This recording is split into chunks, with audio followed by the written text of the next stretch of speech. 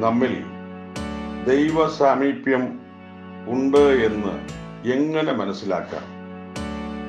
ദൈവത്തെ പ്രസാദിപ്പിക്കുവാൻ മനുഷ്യൻ കാണിക്കുന്ന പ്രവൃത്തികൾ പലപ്പോഴും ചിരിപ്പിക്കുന്നതും ചിന്തിപ്പിക്കുന്നതുമാണ്.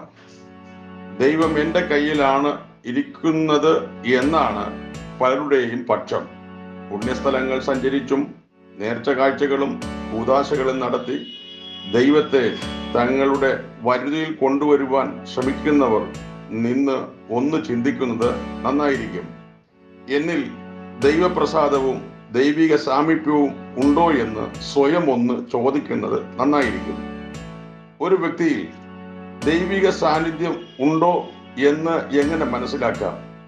നമ്മുടെ സാമീപ്യവും മറ്റുള്ളവർക്ക് ഒരു പോസിറ്റീവ് വൈബ് നൽകുന്നു എങ്കിൽ നമുക്ക് വിചാരിക്കാം എന്നിൽ ദൈവിക സാന്നിധ്യം ഉണ്ട് എന്ന്.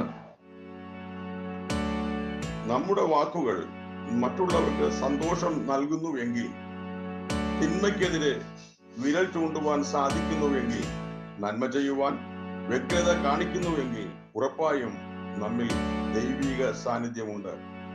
പ്രതിസന്ധികൾ മുന്നിൽ വരുമ്പോൾ സധൈര്യം മുന്നോട്ട് പോകുന്നുവെങ്കിൽ, പരിജ്ഞാനവും ശാന്തതയും പക്വതയും നീതിബോധവും വിനയവും ഉണ്ടെങ്കിൽ ഉറപ്പിച്ചോളൂ, നിങ്ങളിൽ ദൈവമുണ്ട്.